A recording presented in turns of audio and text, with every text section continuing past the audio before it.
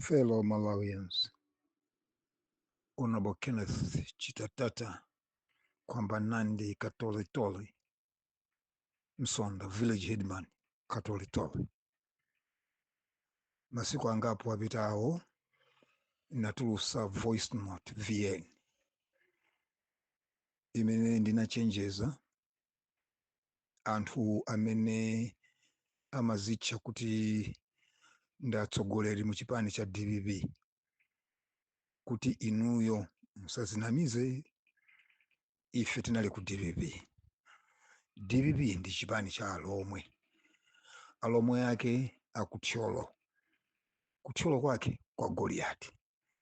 Ndipo ngati iweyo uli mu DPP kaya ndiwe nduna kaya uli ndi udindo wandi mchipani kaya uli mu NGC koma ngati siwe mu Lomwe ndipo suchokera ku Thyolo kwa Goliati, iwala tsiku lina azakupanga chipongwe.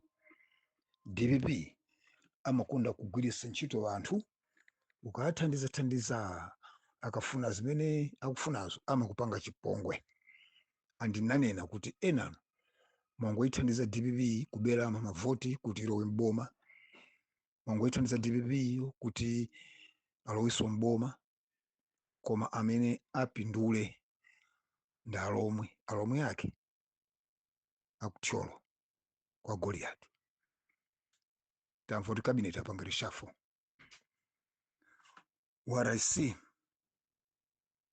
and say whilst seated, others cannot see or say, even if they climb a blue gum tree. Being vindicated is in my DNA.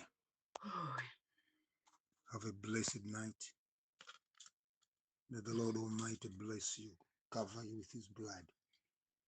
Remember, 2026 is the year of new connections, divine connections, and victory. Shalom and Emmanuel. Honorable Kenneth Chitatata kwamba Nandi Katolitoli, Msonda village headman, Katolitoli. Thanks for your question here. Shalom.